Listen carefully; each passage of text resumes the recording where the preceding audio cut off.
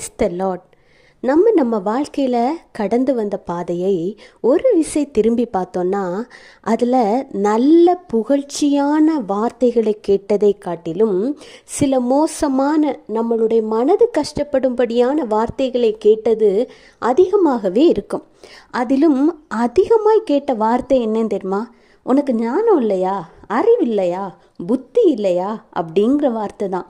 பிறந்த குழந்தை முதல் ஸ்கூல் தாண்டி, காலேஜ் தாண்டி, ஆஃபீஸ் தாண்டி, குடும்பம், இப்படி வளர்ந்து வருகிற காலத்தில் எத்தனையோ நபரால் இந்த வார்த்தைகளினால் நாம் திட்டப்பட்டிருப்போம்.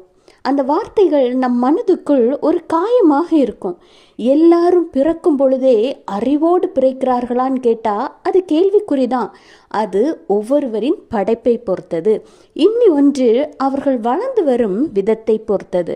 ஒருவேளை உங்களுக்கும் நீங்கள் ஞானத்தில் குறைவாக இருக்கிறீர்கள், அறிவிலும் புத்தியிலும் குறைவாக இருக்கிறோமோ அப்படிங்கிற எண்ணம் தோணுதா? ஆண்டவராகிய இயேசு கிறிஸ்து இன்றைக்கு உங்களை பார்த்து தான் சொல்கிறார். நீதிமொழிகள் 2:6, கர்த்தர் ஞானத்தை தருகிறார், அவர் வாய் நின்று அறிவும் புத்தியும் வரும். இது மட்டும் இல்லைங்க, வேதாகமத்தில் இன்னொரு வசனமும் இருக்கு. ஒருவன் ஞானத்தில் குறைவுள்ளவனாயிருந்தால் அதை ஆண்டவரிடம் கேட்டு பெற்றுக்கொள்ள வேண்டும் என்று இருக்கு.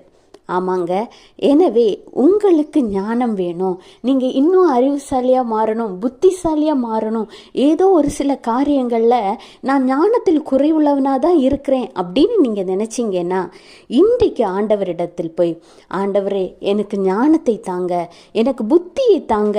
உங்களுக்கு எந்த தேவைக்கு அது தேவைங்கிறது உங்களுக்கு தெரியும்.